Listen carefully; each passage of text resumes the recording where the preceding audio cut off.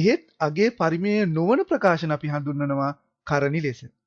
ඒ කියන්නේ වර්ගමූල ලකුණ ඇතුළට වර්ගයක් නොවන සංඛ්‍යාවක් යෙදිලා තියෙන වෙලාවට අපි එන්නේ සංඛ්‍යාව හඳුන්වනවා කරණී කියලා.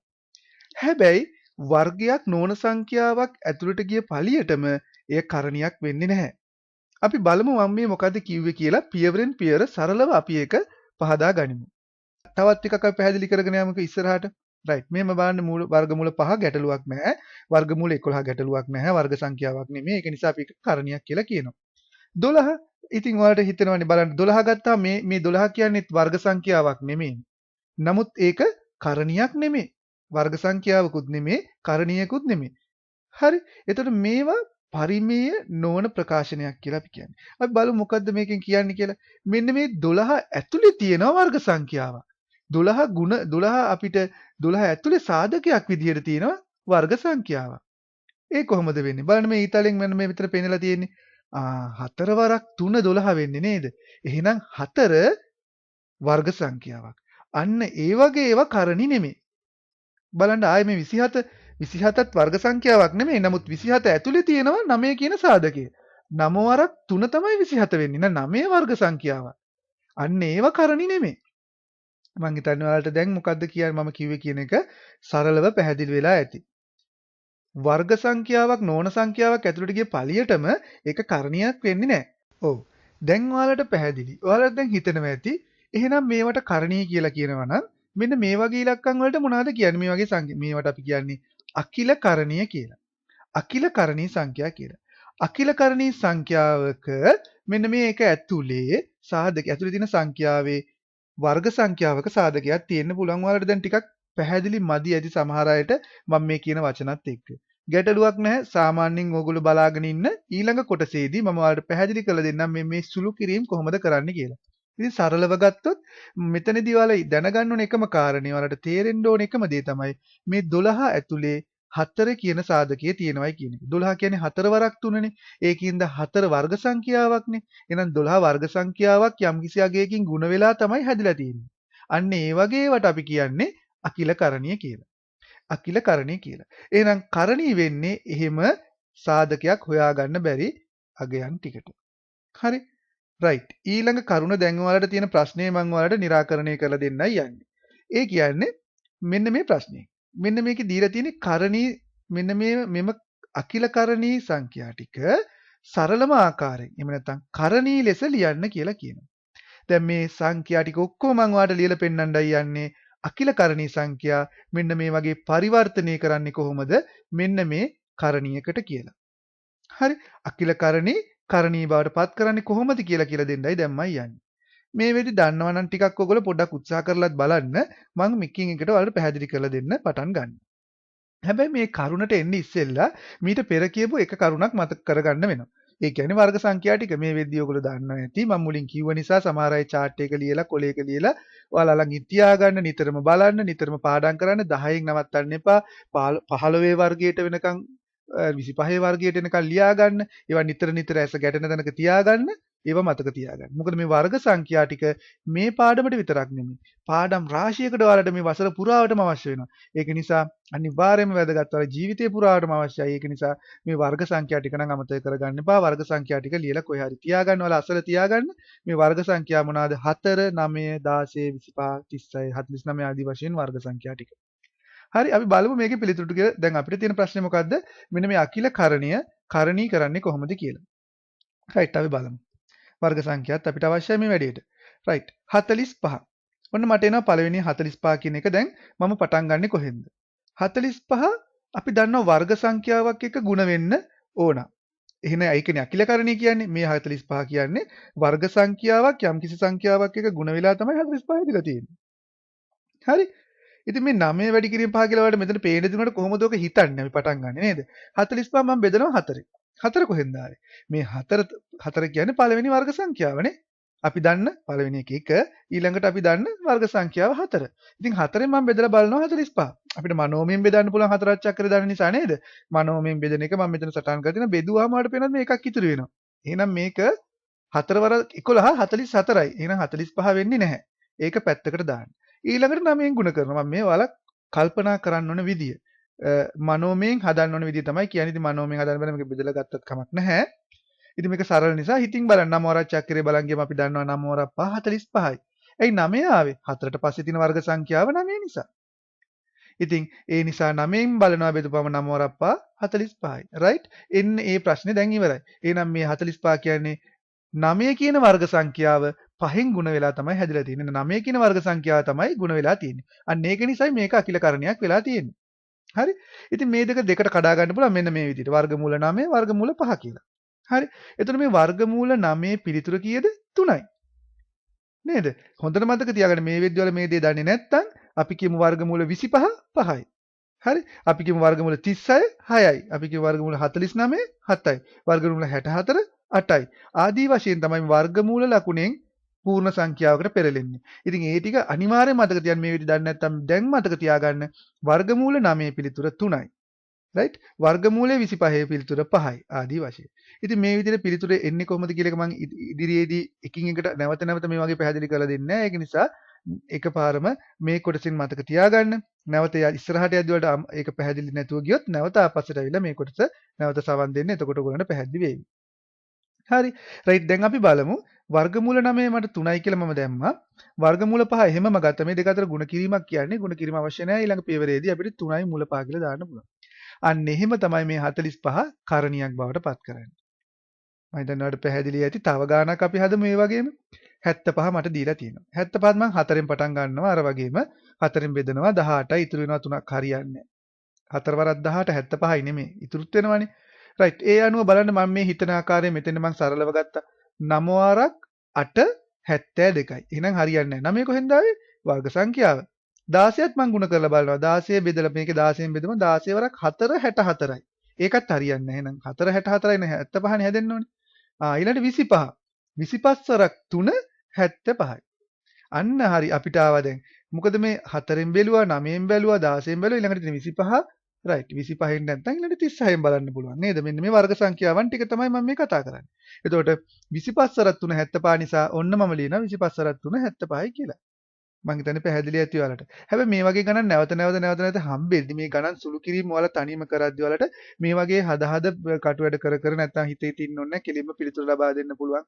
ඕගොල්ලෝ ගණන් හදන වේගය වේගවත් වෙන්නේ ඉක්මන් වෙන්නේ ඔයාලා තනියම මේ ගණන් සුළු කරන ප්‍රමාණය මත තමයි. ඉතින් මම හැමරිස්සම කියන්නේ මේ ගණන් වල තනියම උත්සාහ කරන්න. මේ පාඩම මම කියලා දුන්නාට පස්සේ හරි නැවත මේ ගණන් උත්සාහ කරන්න. මේ ගණන් උත්සාහ කළා චෙක් කරගන්න විදියක් නැත්නම් මට ඊමේල් කරන්න පුළුවන්. ඒ ආකාරයෙන් ඕගොල්ලන්ගේ දැනුම වර්ධනය කරගන්න. හරි? බලන්න මෙන්න මේ 25යි 3යි කඩනවා ඉස්සෙල්ලා වගේ දෙකට කැඩුවමම 25 වර්ගමූල 25යි සහ වර්ගමූල 3යි වශයෙන්. වර්ගමූල 25යි උත්තරේ 5යි. නැවත මම කියන්නේ නැහැ මතක ඇති ආපස්සට එකේදී මම පැහැදිලි කරලා දුන්නා වර්ගමූල 25 කියන්නේ 5යි වර්ග සංඛ්‍යාවක් නිසා 5 වර්ගයේ 25 නිසා ඉතින් මේ දෙක ඔන්නම සම්බන්ධ කරලා අපිට ලියන්න පුළුවන් 5 වර්ග 5 මූල 3 මෙන්න කරණියක් බවට පත් කරා මේ 3ට එහා යන්න බෑනේ මේක 3 තව කැඩෙන්නේ නැහැනේ එන්නේ නිසා එතනින් අවසానයි එහෙනම් මේක කරණීය සංඛ්‍යාව තවත් එකක් අපි බලමු 500 කියපු ගමන් අපිට දැන් 100 වැඩි කිරීම 5 කියලා නිකම්ම මතක් වෙනවා නේද? බලන්න මේක දැන් මම නිකන් හිතුවා වලට 25 වගත්තොත් කීයද 25 වර්ග සංඛ්‍යාව 25 කියන වර්ග සංඛ්‍යාව මම 20ෙන් ගුණ කරපුවම 500ක් වගේ එන්න පුළුවන්. නමුත් මේ 20 කියනාගේත් 4 5 කියලා කැඩෙනවනේ. අන්න ඒ වගේ නිකම්ම සරලව ඔයගලන්ට මේක හිතට ආවොත් 25 සල චක්‍රයෙන් මේක ගන්න පුළුවන් හිතට ආවොත් ඒක එහෙම නෙමෙයි කියලා කොහොමද වෙන්නේ කියන එකයි මම ඔයාලට මෙතනින් පැහැදිලි කරලා දෙන්නේ. නමුත් ඔයාලා මතක තියාගන්න 100 කියන්නේ වර්ග සංඛ්‍යාවක් කියන එක හොඳට ඔයාලට මතකයි. ඒක නිසා 500 ආපු ගමන් ඔයාලට 100 වැඩි කිරීම 5 කියලා ගන්න පුළුවන් වෙයි කියලා මම විශ්වාස කරනවා මේ වෙද්දි. නේද? එහෙනම් 100 මේ කරුණුත් ඔයාලා නිකන් මතකේ තියාගන්න. 100 5න් වැඩි කරපුවම 500යි. 100 අපි කියන මේක එළියට ගන්නවා කියලා. මම දැන් ඉස්සරහදී භාවිතා කරන වචනය ඔන්න 100 එළියට එනවා 10යි කියලා. අන්න රයිට්. එහෙනම් 25 තිබ්බොත් එළියට එනවා 5යි කියලා. මෙන්න මේ කරුණවලදී මෙන්න 25 5 කියලා එළියට ආව මෙන්න මේ 25 එළියට ආව 5යි කියලා. ඒක නේද මෙතන වෙලා තියෙන්නේ. මේ 25 වැඩි කිරීම 3ෙන් අන්න අපි ගණන් කෙටි කරගන්න ආකාරය. ඉතින් මේවට වැඩි වෙලාවක් යන්නේ නැතුව හදන්න ඕන ගණන් නිසා මම කෙලින්ම කෙටියෙන් පිළිතුරු ලබා ගන්න ආකාරය ඔන්නවාට පැහැදිලි කරලා දුන්නේ. මේ 100 වලට ඊළඟ පේවරේදීම කෙලින්ම 10යි කියලා එළියෙන් ලියලා 10යි මූල 5 කියලා ලියන්න පුළුවන්. ඉතින් මේ ආකාරයට ලියන්න පුරුදු වෙන්න ගණන් හදලා මෙන්න මේ වගේ පියවරක් අපි අඩු කරගන්න තරමට අපිට කාලය ඉතුරු වෙනවා. ඉතින් මේ පියවර ඔයාලට ගැටලුවක් නම් පියවර ලිව්වයි කියලා ගැටලුවක් නැහැ. නමුත් මේ විදිහට ලියනවා නම් තමයි වඩා හොඳ. රයිට් ඊළඟ ගන්න එන්න. බලන්න 32. 32 මම කල්පනා කරා බලන්න කල්පනා කරපු විදිය මම හතර වරක් බැලුවා වර්ග සංඛ්‍යාව වලින් පටන් ගන්නවා. හතර වරක් 8 32යි රයිට්. 32යි ඒක එහෙමම තියෙනවා. 9 වරක් 4 36යි. 16 වරක් බලද්දි 16 වරක් දෙකක් 32ට එනවා. මේ දෙක හරි වුණාට නමුත් මේකම අපිට අදාළ වෙන්නේ නැහැ. ඇයි ඒ 8ට වඩා 16 වරක් දෙක තමයි ගැලපෙන්නේ. මොකද 8ත් අපිට ලියන්න පුළුවන් 4 වරක් 2යි කියලා. නේද? එහෙනම් 8 කියන්නේත් 8 ඇතුලේ තියෙන වර්ග සංඛ්‍යාවක් තමයි. සාධකයක් නේද? ඒ නිසා මේක 16 වරක් 2 32යි කියන එක තමයි භාවිතා කරන්නේ. ඉතින් මේක අපි ගණන් හදලා පළපුරුද්දෙන් ලබා ගන්නටත් පුළුවන්කම තියෙනවා. ඉතින් ඔයාලට පැහැදිලි මේක ටිකක් ඔයාලට ගැටලුවක් නම් මේක හරියට ඔලුවට එන්නේ නැහැ වගේ නම් තවත් හදන්න ක්‍රමයක් මම කියලා දෙන්නම්. ඔයාලට කැමති ක්‍රමයක් භාවිතා කරන්න පොඩි ගණන් මේ වගේ භාවිතා කරන්න ලොකු ගණන් ආවහම කොහොමද භාවිතා කරන්නේ කියලාත් ඔයාලට ඒ ක්‍රමයේම මේකටත් භාවිතා කරන්න පුළුවන්. රයිට් අපි බලමු 32 වුණා 16 වැඩි කිරීම දෙකෙන් ගුණ කරා 16 වරක් 2 32 නිසා 16 එළියට එනවා 4යි කියලා. 4 වර්ගය 16යිනේ. රයිට් අපි දැන් බලමු මම කිව්වා තවත් ක්‍රමයක්. හරි බලමු මේක තවත් ක්‍රමයක් කොහොමද දැන් 189 එනවා. දැන් ඕක අපි වැඩි කර ඉන්න ඕනද 4ෙන් බෙදන්න. එතකොට 9ෙන් බෙද 16ෙන් බෙද 25ෙන් බෙද අපිට ඉන්න කාලයක් නැහැ මේ වගේ ගානකට අපිට ලැබෙන විනාඩියයි 2යි වගේ කුඩා කාලයක්. මේ කුඩා කාලයේදී මේක හරියට අපිට ඔළුවේ නැත්තම් මේ අගේ කීයෙන් කීයට අපි ගුණ කරන්න ඕනේ කියලා බලන්න අපිට සාමාන්‍යයෙන් අහඹුලෙස ඉලක්කමක් අරන් ගුණ කරලා බලන්නත් පුළුවන්. නමුත් හරිම තව ක්‍රමයක් තියෙනවා. මෙන්න මෙහෙම ක්‍රමයකුත් තියෙනවා. මෙන්න මේ බෙදීමේ ක්‍රමය වලට මතක ඇති මහා පොදු සාධකයේ කුඩා පොදු ගුණාකාරය හොයද්දී අපි බෙදාගෙන ගියා මේක සාධක වලට වෙන් කරද්දී මේ විදිහට බෙදාගෙන යන්න පුළුවන්. ඉතින් මේ 189 3ෙන් බෙදනවා. 3ෙන් කියන්නේ මොනවද? ප්‍රථමක සංඛ්‍යාව වලින් අපි බෙදන්න ගන්නෙ. 3 7 5 නේද? අන්නේ 2 3 7 5 ඒ වගේ සංඛ්‍යා වලින් 11 13 වගේ සංඛ්‍යා වලින්. හරි. දැන් මුලින්ම මම මේක 3ෙන් බෙදපුවාම මට 63ක් එනවා. ආයෙ 3ෙන් බෙදපුවාම 21ක් එනවා. ඒක 7ෙන් බෙදපුවාම 3ක් එනවා. 3ෙන් බෙදුවොත් 7ක් එනවා. හරි ඒ විදිහට ලියලා ගන්නවා මේ ටික 3ේව 3 මුලින් ලියා ගන්නවා 7 ඊළඟට ලියා ගන්නවා. එතකොට මේ මෙන්න මේ ಗುಣාකාරය ලියාගත්තා මේ සාධකයේවල ಗುಣාකාරයෙන් සාධක ටික ලියාගත්තාම අපිට පැහැදිලි වෙනවා 3 වරක් 3 9යි කියලා මේක දැක්ක ගමන්ම අපිට එනවා වර්ග සංඛ්‍යාවක්. පැහැදිලි නේද? 9 වැඩි කිරීම 3 වරක් 7 21යි. එහෙනම් මෙන්න වර්ග සංඛ්‍යාව අපිට ලැබුණා. එක වර්ග සංඛ්‍යාවක් කොහොම හරි හොයාගන්න බෑ වර්ග සංඛ්‍යාවකින් ගුණ එන 9 ගුණ වෙලා 9න් 21 ගුණ වෙලා තමයි හැදිලා තියෙන්නේ 189. ඉතින් මෙච්චර වෙලා අපි එක එක ආකාර වලට හෙව්වා තමයි. නමුත් මේ වගේ ලොකු ගණනක් එද්දි අපිට මේ විදිහට බෙදාගෙන ගිහිල්ලා මේ නිවැරදිව බෙදන්න ඕන බෙදාගෙන ගිහිල්ලා මේ විදිහට ලියාගත්ත අපිට මේක දැක්කහම අපිට ඒකෙන් අදහසක් ගන්න පුළුවන්. ඉතින් මම මේ හැම එකක්ම කියන්නේ ඔයාලා අකිල කරණීය ලැබුණාම කරණියක් බවට පරිවර්තනය කිරීමේදී මේක සරල ආකාරයට දක්වනවා කියලාත් අපි කියනවා. එතනදී අපි කොහොමද සරල කරන්නේ? සමහර අයට මේ ගාන කොහෙන්ද පටන් ගන්න කියන එක පැහැදිලි නැති නිසා සමහර අයට නම් මේක දැකපු ගමන් එයාලට පොඩි අයිඩියා එකක් එනවා. ඉක්මනට අපිට මේක 9න් තමයි බෙදින්න ඕනේ කියලා ඒගොල්ලන්ට ටෙස්ට් කරලා බලන්න හිතෙනවා. නමුත් සමහර අයට ඒක අදහස් එකපාරෙ එන්නේ නැත්නම් මෙන්න මේ වගේ ක්‍රම වලට යන්න පුළුවන්. ඉතින් ඒ වගේ ක්‍රම කරද්දි ඒ අයත් අර මම පෙර කියපු කට්ටිය වගේ ඉක්මනින් උත්තර ගන්න පුළුවන් තත්ත්වයට එනවා. ඉතින් හැමරිස්සම මේක සුළු කිරීම කරම ඉන්න කියලා කියන්නේ නැහැ මම. ඔයගොල්ලෝ මේවා උදව් කරගෙන ආරම්භ කරලා අවසානයේ ගාන දැක්ක ගමන් මේක 9න් තමයි එන්නේ 9 වරක් 21 9න් ගුණ කරලා බලමු 9න් බෙදලා බලමු කියලා හිතෙන මට්ටමට එන තත්ත්ව වෙනකන් ඔයගොල්ලෝ ගණන් හදාගන්න. එහෙම නැත්නම් විභාගයකදී ඔයගොල්ලෝ දැක්කපුම නැති අගයක් මේ වගේ આવොත් මේ ආකාරයට ඔයාලට සුළු කරලා ලබා ගන්න පුළුවන්. ඒ ආකාරයෙන් මම තවත් ආකාරයකට පැහැදිලි කරලා දෙන්නම්. බලන්න තවත් ගානකින් මට ආවොන්න 128. මම පටන් ගන්නවා 128 මේ වගේ බෙදාගෙන යන්න පල්ලෙහාට. දෙකෙන් බෙදුවා 64යි දෙකෙන් බෙදුවා 32යි දෙකෙන් බෙදුවා 16යි දෙකෙන් බෙදුවා 8යි දෙකෙන් බෙදුවා 4යි දෙකෙන් බෙදුවා 2යි. ඔක්කොම දෙකෙන් බෙදාගෙන කියන්න පුළුවන්. දෙකෙන් බෙදෙන සංඛ්‍යා නිසා ඔන්න දෙකේව මට ආවා 7ක්. ඔක්කොම දෙකේව 7ක් ඔන්න මම එක දිගට මේ විදිහට ලියන්න. ඊට පස්සේ බලන්න මම ගත්ත විදිය. දෙකේව 3යි දෙකේව 3යි ගුණ කරලා මෙතෙන්ට ගන්න උත්තර දෙකක්. දෙකේව 3ක් ගුණ දෙවරක් 2 4 හතරක් 2 8යි දෙවරක් 2 4 හතරක් 2 8යි. මෙන්න මේ දෙකේ ඉලක්කමත් තනි වෙනවා. අන්න එතකොට 8 වරක් 8 64යි. බලන්න මේ ගොඩවල් දෙක වෙන් කර ගන්න ආකාරය. මේ විදිහට ගොඩවල් දෙකක් වෙන් කරගත්තාම ඔයාලට මේවා හදින්න අවශ්‍ය නැහැ. මේක කටු වැඩක්නේ.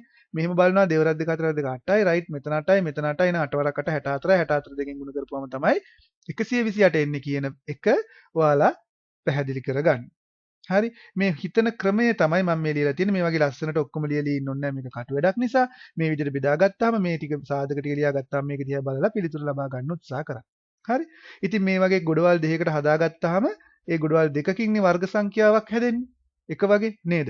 එන්න එහෙම තමයි වර්ග සංඛ්‍යාව හැදුනේ. 64 ආවේ අන්න එහෙම. එහෙනම් ඔන්න 64 වැඩි කිරීම 2 තමයි 128 කියන්නේ කියලා අපි හොයාගත්තේ. ඒ ආකාරයට 64 එළියට ගන්නේ 8 කියලා.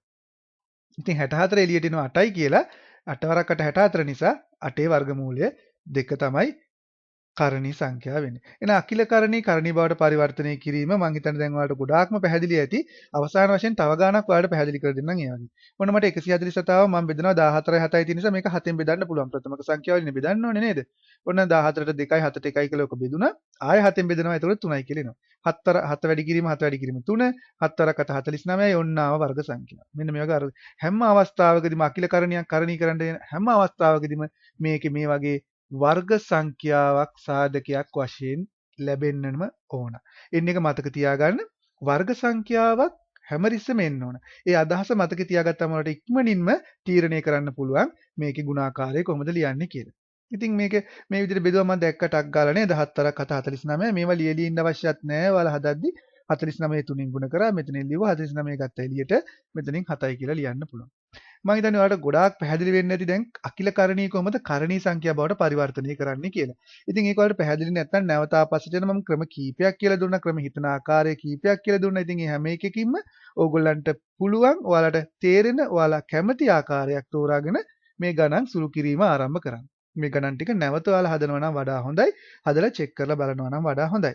රයිට් මම තව පොඩි කරුණක් ඔයාලට කියලා දෙන්නම්. මුළු සංඛ්‍යාවම වර්ගමූල ලකුණ තුල තිබෙන අවස්ථාවලදී එම සංඛ්‍යා අකිල කරණී ලෙස හැඳින්වෙනවා.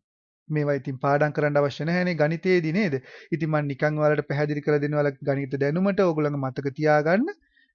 අපි අකිල කරණී කියලා කියන්නේ මුළු වර්ගමූල කියන්නේ මුළු සංඛ්‍යාවම වර්ගමූල ලකුණ ඇතුලේ තියෙන අවස්ථාවලදී මුළු සංඛ්‍යාවම කියන්නේ අර මේ තියෙන සංඛ්‍යා දෙකම 25යි 2යි ඔක්කොම මේක ඇතුළට දාලා තියෙන්නේ. නේද? ඉතින් 50 8 600 අන්න ඒ වගේ ඒවට අපි අකිල කරණී කියලා කියන්නේ හේතුව තමයි මුළු සංඛ්‍යාවම වර්ග මූලයේ ඇතුලේ වර්ග මූල ලකුණ ඇතුලේ තියෙන හින්දා. ඉතින් අකිල කරණී කියන්නේ කරණී අපි හිතුවාම කරණී කියපම එක වචනයයි අකිල කරණී කියන වචන දෙකයි එන වචන දෙකක් තියෙන එක විශාල අගය කරණී බවට පත් කරනවා. කරණී කියන්නේ එක වචනයෙන් අපි පැහැදිලි කරලා දෙන්නේ අවසාන අවස්ථාව. ඉතින් කරණී සංඛ්‍යාවලදී වර්ගමූල ලකුණ ඇතුලේ තියෙන්න ඕන හැම විටම ආයෙ එතනින් එහාට කඩන්න බැරි සාධක වලට වෙන් කෙරුවට වර්ග සංඛ්‍යාවක් එක කිසි සම්බන්ධයක් නැති අගයක් තමයි වර්ගමූල ලකුණ ඇතුලේ තියෙන්න ඕන. ඉතින් තවදුරටත් මම මේ පැහැදිලි කරලා දුන්නේ ඔයාලට ඒක ටිකක් මතක තියාගන්න පහසු සඳහා බලන්න මේ වගේ ඒවා මම පරිවර්තනය කරලා තියෙන විදිය 50 කියන්නේ 25 වැඩි කිරීම 2. ඉතින් ඒව මේ වගේ අවස්ථාවලදී අපි අර හද කටු වැඩ කර ඉන්න අවශ්‍ය නැහැ නේද? අපි ටක් ගාලා දැක්ක ගමන් දන්නවා 25 2ක් 50යි කියලා. එහෙනම් 25 එළියට ගන්න පුළුවන් 5යි කියලා. එතකොට ඔන්න කරණීය ලියලි ඉවරයි. රයිට් 600 ගත්තාම 100 ගුණ කිරීම 6 අපි දැන් දෙවෙනි පාරට මේක එන්නේ නේද? එතකොට 100 ගන්නවා එළියට 10යි කියලා. 10යි වර්ගමූල 6. ඉතාමත් පැහැදිලි නේද? අපි බලමු දැන් මොකද්ද ඊළඟට අපිට දීලා තියෙන ප්‍රශ්නේ කියලා. අපිට දීලා තියෙනවා දැන් මේ අපි කරපු දෙයට අනිත් පැත්ත. මොකද්ද? මෙම පහත දැක්වෙන කරණී අකිල කරණී ලෙස ලියා දක්වන්න. මෙන්න මේ ගානේදී නම් අපිට ඉතාමත්ම සරල වැඩක් කරන්න තියෙනවා. අපි මෙතනදී කියන්න තියෙන්නේ මෙම පහත දැක්වෙන කරණී අකිල කරණී ලෙස ලියා දක්වන්න අපිට කියන්නේ. එහෙනම් දීලා තියෙන්නේ අර ගානේ වගේ උත්තරේ වගේ කොටසක්. අපිට ප්‍රශ්නයක් හදනවා වගේ අර ඉස්සෙල්ලා ගානේ ප්‍රශ්නෙට තිබුණු එක අපිට ගන්න ඕන සංඛ්‍යාව. අපි බලමු මේවා ටික ඔයාලා බලන්න බලන්න අකිල කරණී බවට පත් කරලා ඔයාලා උත්සාහ කරන්න. ඔයාලා පළවෙනි ගාන සාකච්ඡා කරලා පස්සේ හරි කමක් නැහැ. උත්සාහ කරලා බලන්න එක ගානක් දැනගෙන. හරි මම එහෙනම් පිළිතුරු වලට යන්නම්. බලමු පළවෙනි ගානේ අපිට දෙන්නේ 2යි මූල 5. 2යි මූල 5 බලමු කොහොමද අපි අකිල කරණියක් බවට පත් කරන්නේ කියලා මේ කරණී සංඛ්‍යාව. ඒක මේ ඇතුලේ තියෙන එකක් අපි එළියට නෙගත්තේ. ඔයාලට මතක ඇති මෙන්න මේ විදිහට මම කිව්වා ඇතුලේ තියෙන 49 7යි කියලා එළියට ගත්තා. ඉතින් මේකෙදි තියෙන්නේ මේ 7 කියන ඉලක්කම ඇතුලට දාන්න 49 කියලා. 49 7යි කියලා එළියට ගත්තා වගේ 7නේ දැන් මෙන්න මේ වගේ එකක් අපිට දීලා තියෙන්නේ මේක දානවා ඇතුළට. ඇතුළට දාද්දි 7 වර්ගය තමයි ඇතුළට යන්නේ. මම හිතන්නේ පැහැදිලි ඇති ඔයාලට එහෙම කිව්වම නේද? 7 වර්ගය තමයි ඇතුළට යන්නේ. අපි හිතමු දැන් මේ ගානේ 8 වර්ගය 64 තමයි ඇතුළට යන්නේ. ඒතර 64 දෙකෙන් ගුණ වෙන්න ඕන. මේ විදිහට ගියාම මෙතෙන්ට උත්තරය ආවා. එන්නේ ආකාරයෙන් මේ ගණන් හදන්න තියෙන්නේ. රයිට් බලන්න පළවෙනි ගානේ කොහොමද? මම මේක පොඩ්ඩක් සරලව තවත් ටිකක් ඔයාලට දෙකට කඩලා පෙන්නනවා. බලන්න මේ මෙතන ගත්තාම 2 වර්ගමූල ඇතුළට දාද්දි වර්ගමූල 4 වෙනවා. වර්ගමූල 4නේ 2යි කියන්නේ. ඒ කියන්නේ මේ විදිහට දෙකේ වර්ගය කියන්නේ දෙවරක් දෙක 4යි. බලන්න වර්ගය මම ඔයාලට පැහැදිලි කරලා දෙන්නේ එකයි. මෙන්න මේකෙන් වර්ග සංඛ්‍යාවල් ඉතාමත් වැදගත් කිව්වේ එකයි. මේ 2 වර්ග වුණාම 4 වෙන ආකාරය දෙවරක් 2 4යි නේද? එහෙනම් මේ 4 කියන වර්ගමූල ලකුණ ඇතුළට අපි දානවා එන්න මේක වර්ගමූලයක් වශයෙන් ලියනවා. මේ දෙක වර්ගමූලයක් විදිහට ලියනවා. ඉතින් වර්ගමූල සංඛ්‍යාවක් විදිහට ලිව්වහම 4 එන්නේ. ඉතින් මේ දෙන්නම එකට එකතු වුනහම 4යි මූල 5යි දෙක ඇතුළට එකට ලියන්න පුළුවන්. ඉතින් 4 රපා වැඩි කරාම 20ක් වෙනවා. ඉතින් තවත් ආකාරයකට ගියාම මේ දෙක ඇතුළට යනවා 4 වෙලා 4 රපා 20 වෙනවා. ඔන්න ඕක තමයි මෙතනදී වෙන්නේ. බලන්න ඊළඟ ගානේ. දැන් ඔයාලට ගණන් ටිකක් ඔයාලට සුළු කරන්න පුළුවන්. සුළු කරලා ඔයාලට චෙක් කරලා බලන්න පුළුවන්. රයිට් 5 කියන්නේ අපි වර්ගමූල 25 නේද? 5 කියන්නේ වර්ගමූල 25නේ. 5යි කියන්නේ කොහොමද? 5 වර්ගය 25 වෙන ආකාරය මේ තියෙන්නේ. රයිට් එහෙනම් 25යි 7යි තමයි ගුණ වෙන්න ඕන. 25 වර්ගමූල 25 7ෙන් ගුණ වුණාද? 7 වර්ගමූල 7ෙන් ගුණ වුණාම කොහොමද? 25 7ෙන් ගුණාම 175යි පිළිතුරු.